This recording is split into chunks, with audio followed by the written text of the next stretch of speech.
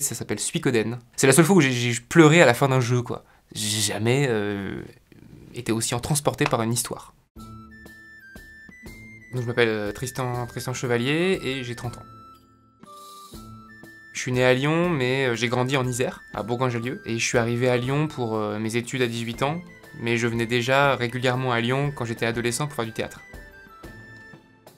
Quand je suis arrivé à Lyon, j'ai fait des études de publicité, de com d'entreprise, de marketing, tout ça. J'ai fait 2 ans et au final ça m'intéressait beaucoup, mais j'étais pas assez motivé pour travailler là-dedans. Enfin, je me suis rendu compte que c'est un métier où il fallait être très requin, très... voilà.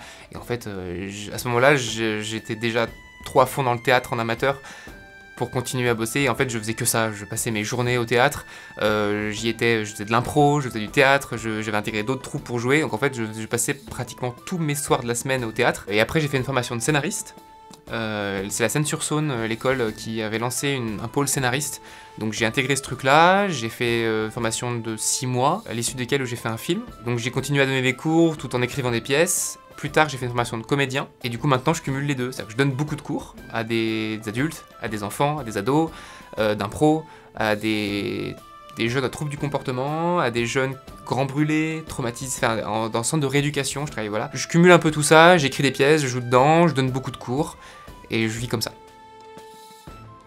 Je suis très orienté pop culture, c'est-à-dire que je joue beaucoup à des jeux vidéo, je regarde beaucoup de séries, de films, et je suis très manga. Depuis tout petit, depuis préadolescent, je commençais à 12-13 ans, j'ai une grosse collection papier, je me suis mis aux animés très tard, mais papier, je dois avoir plus de 1300 mangas chez moi, enfin j'ai une grosse bibliothèque remplie de mangas, donc je suis très orienté culture japonaise, manga et animé un peu plus récemment, mais sinon voilà, beaucoup de jeux vidéo, séries, et j'essaie, en fait, vu que j'écris, j'essaye de me nourrir un maximum d'histoires. Dès qu'on peut me raconter une histoire, moi je suis content. Et c'est d'ailleurs un jeu vidéo qui m'a donné envie d'écrire. Moi, quand j'étais ado, j'avais joué à un jeu vidéo où j'ai trouvé l'histoire tellement fascinante que je me suis dit, moi aussi j'ai envie d'écrire des histoires en fait. Et c'est là en fait. J'ai commencé à écrire une espèce de petit univers quand j'étais ado, que j'ai suivi, que j'ai fait en JDR maintenant. Mais voilà, moi j'adore raconter des histoires et j'aime qu'on me raconte des histoires. Tous les médias sont bons, je pense qu'il n'y a pas d'âge pour regarder des séries, pour jouer à des jeux vidéo. À partir du moment où on te raconte une histoire, voilà, je suis très attaché au scénario. Alors d'un point de vue personnel, même professionnel, ça serait de développer cet univers que j'ai créé il y a très longtemps maintenant et que j'ai développé et que j'ai beaucoup repris à travers le JDR, notamment, parce que je me suis servi du JDR pour développer et faire connaître cet univers-là. Moi, ce que j'aimerais là pour l'instant, ce serait de pouvoir en faire une BD par exemple. De pouvoir raconter des histoires avec un partenaire artistique qui ferait des dessins, qui ferait... Voilà, parce que moi j'ai aucune compétence graphique. Voilà, je pense qu'un de mes plus grands rêves, ce serait de développer ce scénario-là et d'en faire quelque chose, comme par exemple une BD. J'ai connu le jeu de rôle assez tard. J'avais entendu parler vaguement et au final j'ai intégré un jour un tournage, un projet de web-série. Et donc j'ai une personne qui était sur ce tournage-là, avec qui j'ai beaucoup sympathisé. J'ai su que cette personne faisait du JDR, et je lui ai dit, bah tu pourrais pas me faire découvrir, donc il m'a fait découvrir, j'ai commencé une campagne, et j'ai fait, oh wow, ok, ce truc-là, c'est ce que j'aime. C'est interpréter un personnage, c'est suivre une histoire, c'est un peu écrire, parce que même quand on est joueur, mine de rien, on écrit un peu le scénario. Je me suis dit, tiens, est-ce que c'est le bon moyen pour faire parler mon univers, là, que j'ai inventé voilà, il y a longtemps. Donc j'ai écrit ma campagne, qui dure maintenant depuis 4 ans, on a fait on arrive bientôt aux 70 parties, on joue tous les mois pratiquement, on fait des grosses parties de 8 heures, j'ai fait plusieurs saisons, et je dois approcher les 400 personnages, j'ai des pays, j'ai des villes, tout ça, donc l'univers commence à être bien construit grâce au JDR. Donc je me suis lancé ça, j'ai suivi des campagnes avec des amis aussi, sur différents thèmes, j'ai fait du Star Wars, j'ai fait du médiéval, j'ai fait vraiment tout un tas de choses en tant que joueur, mais je suis surtout MJ. Donc j'ai connu comme ça, et en fait voilà, à partir du moment où je suis rentré dedans, j'en ai fait beaucoup, j'en ai mangé énormément à partir du moment où je suis rentré, donc il y a 4-5 ans, à peine.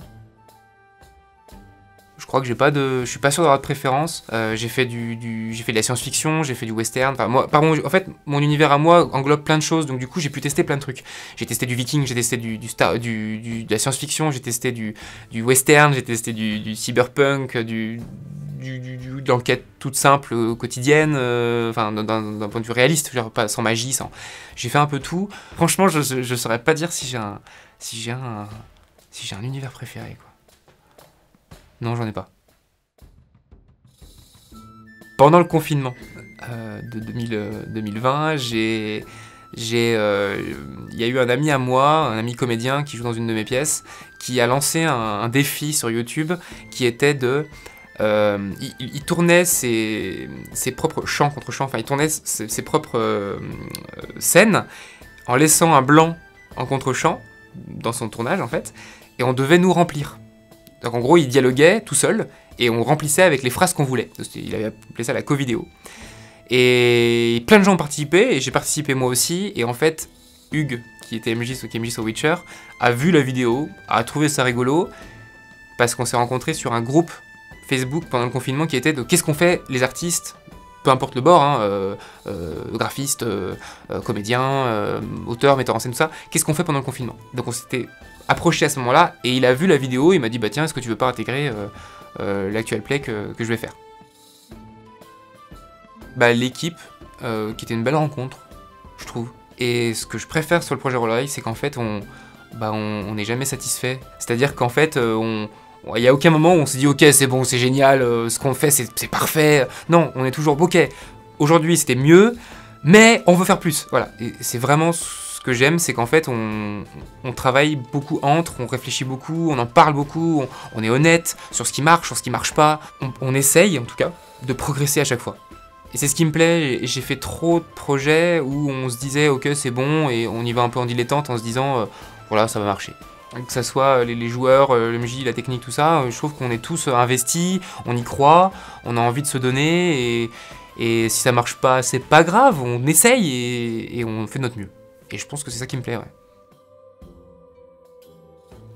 Alors l'idée d'Alistair, c'est simplement que c'est un personnage que j'aime jouer au théâtre de base. Il est très proche du personnage de mon nouveau spectacle que je joue.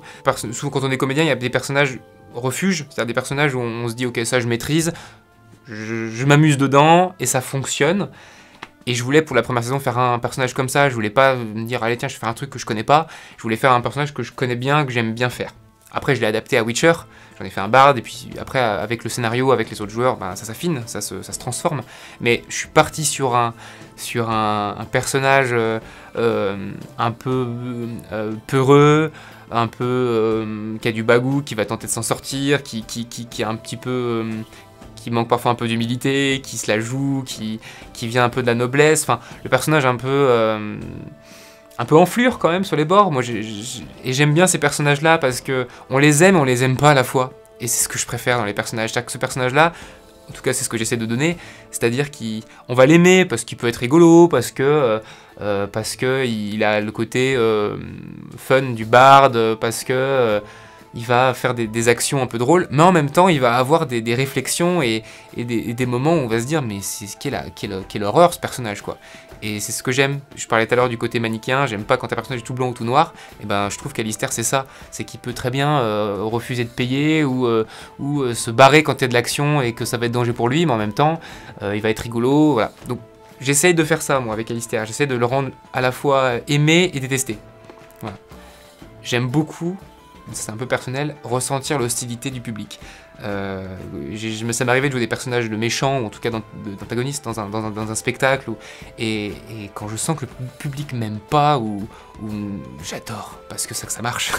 Et en même temps, j'essaie d'amener de l'humour pour que ça soit, rigolo quand même, quoi. C'est là qu'est né Alistair. Et du coup, ça en fait un personnage qui vient de la noblesse, qui se lance à l'aventure un peu naïvement, parce que pour lui il se dit ok, il a les contes en tête, il a les histoires, les sérénades en tête, il se dit ouais, partir à l'aventure, ça me fait de moi un héros, et en fait il se rend compte sur le moment que non, on peut mourir, on peut se faire blesser, il y a du danger, il y a des gros monstres, il y a des gens dangereux, il y a des... Et donc j'essaie je pense que le personnage d'Alistair est un peu confronté à ça, il vient de la noblesse, mais en même temps il se rend compte qu'en fait, ce qu'on dit sur les héros, c'est pas si facile en fait, leur vie est pas si facile. C'était ma première campagne sur Le Secret de la 7ème mer. On était face à une enquête, une personne qui nous demandait d'enquêter sur une autre personne, parce que potentiellement une intrigue à la cour du roi, tu vois, un peu le genre. Et je maîtrisais pas encore bien les règles du jeu de rôle à ce moment-là, ce qu'on pouvait faire, pas faire. À un moment donné, le MJ, le maître du jeu, lance une phrase du genre « La personne qui nous a engagés était à une grande soirée, elle est partie ». Alors qu'il y a eu un truc un peu, comment dire, affreux qui s'est passé dans la soirée. Et je sais pas pourquoi, à ce moment-là, je me suis dit « Ok, je vais la voir ». Je suis allé jusqu'à la personne et je lui dis « C'est vous ». Et je l'ai un peu, pas agressé, mais je l'ai un peu malmené. Et là, la personne s'est un peu dévoilée et effectivement, c'était elle. C'est-à-dire qu'en fait, l'intrigue, c'était que la personne qui nous avait demandé d'enquêter était la méchante de l'histoire. Et j'ai un peu foiré le scénario du MJ, alors que le personnage n'avait pas forcément de raison de le faire, enfin c'était un peu une faute de roleplay à ce moment-là, mais du coup je suis allé voir la commanditaire de la mission en lui disant « Je sais que c'est vous voilà. Et au final c'était elle, donc je me suis ramassé dans ma tronche à ce moment-là, parce que j'étais tout seul et mes potes n'étaient pas là, et donc j'ai réussi à fuir, et au final ça a totalement chamboulé le scénario du MJ, qui a dû orienter le scénario différemment. On n'a pas du tout suivi l'enquête qu'il avait prévue, on était plus en mode ben ce personnage-là est puissant, et on va essayer de lui échapper, parce que je l'ai menacé, et qu'elle sait que je sais que c'est elle. Voilà. C'est le plus ancien souvenir que j'ai, et un de mes premiers de mes premières fautes, ou moment où je me suis dit où j'étais pas dans le roleplay, et au final j'ai foiré le scénario du MJ. Que ce soit mon travail de base qui est d'être comédien, ou ce qu'on fait là qui est l'actual play, il y a qu'un seul, il y a un tronc commun qui c'est le public en fait. Les viewers publics ou voilà, ou spectateurs, ou toutes les appellations qu'on peut donner. Et c'est pour eux qu'on fait ça. Hein. C'est pour un public, c'est pour des viewers. Du coup, ben la seule chose que je pourrais dire, c'est merci d'être là en fait. Quand je joue des représentations, et qu'on joue en ce moment surtout avec la situation sanitaire qui est compliquée, à la fin on remercie les gens d'être là parce qu'ils font vivre le spectacle vivant.